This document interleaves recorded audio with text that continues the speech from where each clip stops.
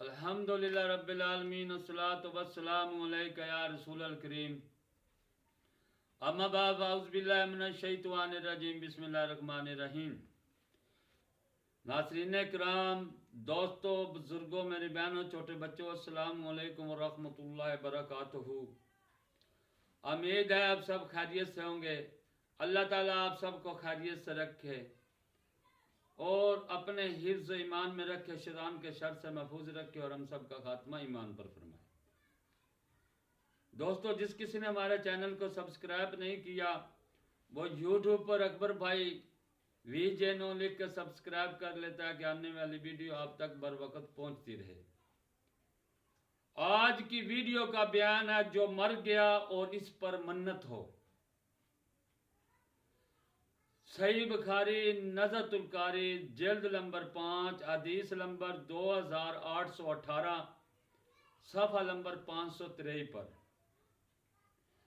حضرت ابن عباس رضی اللہ تعالی عنہ سے روایت ہے کہ ایک صاحب نبی صلی اللہ علیہ وسلم کی خدمت میں حاضر ہوا اور حضور صلی اللہ علیہ وسلم سے عرض کرنے لگا، یا رسول اللہ صلی اللہ علیہ وآلہ وسلم، میری بہن مر گئی اور اس نے منت مانی تھی کہ میں حج کروں گی، اور وہ حج کرنے سے پہلے مر گئی۔ تو نبی صلی اللہ علیہ وآلہ وسلم نے فرمایا، اے شخص، تو یہ بتا، اگر اس کے پاس اس کے اوپر قرض ہوتا تو ادا کرتا؟ تو شخص عرض کرنے لگا، یا رسول اللہ صلی اللہ علیہ وسلم، میں ادا کرتا۔ تو نبی صلی اللہ علیہ وسلم نے فرمایا، تو حج کر، کیونکہ یہ اللہ کے کام، اللہ کا حق ہے، اللہ کا حق ادا کر، وہ ادا کیے جانے کا زیادہ مستحق ہے۔ یعنی کہ اگر تیری بہن کے اوپر قرض ہوتا، نبی صلی اللہ علیہ وسلم نے فرمایا، یہ شخص بتا تو اسے قرض کو ادا کرتا؟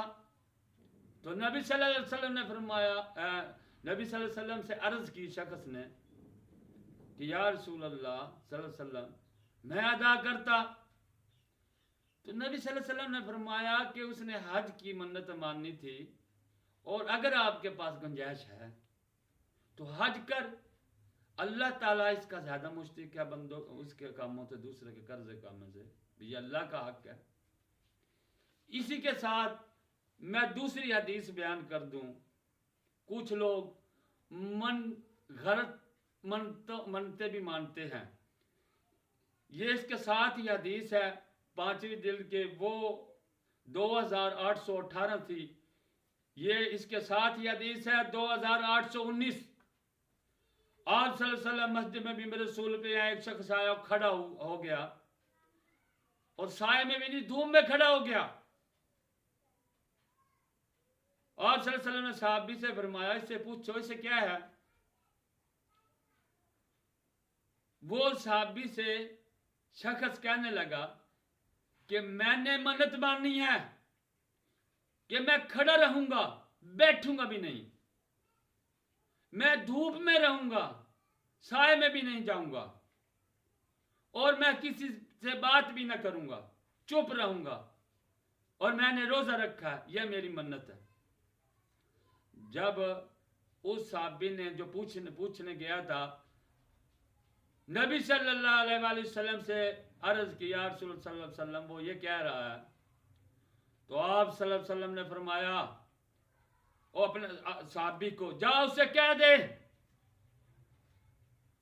کہ تو بیٹھ جا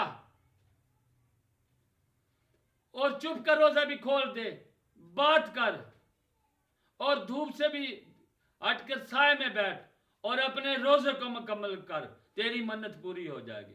یعنی کہ اللہ پاک آپ صلی اللہ علیہ وسلم، میں تم پہ سختی نہیں کرتا کہ آپ دھوپ میں کھڑے رہیں گے، چپ رہیں گے، کسی سے بات بھی نہیں کریں گے،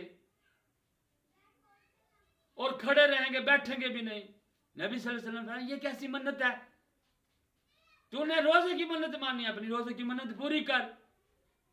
یہ اللہ پاک کا تو فرمان نہیں ہے کہ تمہیں اذیت دے، اپنے بندوں کو اذیت دے، یہ اذیت انہیں اپنے گلے خود لگا لی ہے۔ پھر آپ صلی اللہ علیہ وسلم کے کہنے پر وہ شخص بولنے بھی لگا اور بیٹھ گیا اور سائے میں بھی آ گیا دھوپ سے، یعنی کہ وہ دھوپ میں کھڑا تھا کہ میں سائے میں بھی نہ کھڑا ہوں گا۔ آپ صلی اللہ علیہ وسلم نے فرمایا اپنا روزہ پورا کر اور باقی یہ ساری چھوڑ دے، آپ کی منت پوری ہو جائے گی۔ کہنے کا مقصد یہ دوسری حدیث اس لیے بیان کی کہ منت جائز ہونی چاہیے، یہ من گھڑت منتیں نہیں ہونی چاہیے، میں دھوپ میں کھڑا رہوں گا، میں ننگے پاؤں پھروں گا، یا یہ آپ روزہ رکھیں یا کوئی حج کی منت ہے، کوئی دوسری صحیح شریعت کے مطابق منت ماننے، وہ برحق ہے۔ یہ من گھڑت جو منتیں مانگتے ہیں نا، انہیں چھوڑ دیں کہ میں کھڑا رہوں گا، بات نہ کروں گا۔ یہ اس لیے حدیث بیان کی پہلے والی کہ جو حج کی منت تھی، آپ صلی اللہ علیہ وسلم نے فرمایا کہ اسے پورا کر۔ جب یہ دوسری منت کی بات آئی تو آپ صلی اللہ علیہ وسلم نے فرمایا یہ اوپر کی من گھڑت باتیں چھوڑ دے کہ تو دھوپ میں کھڑا رہے گا، بیٹھے گا نہیں، اپنے آپ کو اذیت دے گا، تو بیٹھ جا، سائے میں بھی جا، تو بات کر، اپنا روزہ پورا کر، تیری منت پوری ہو جائے گی۔ السلام علیکم ورحمۃ اللہ وبرکاتہ۔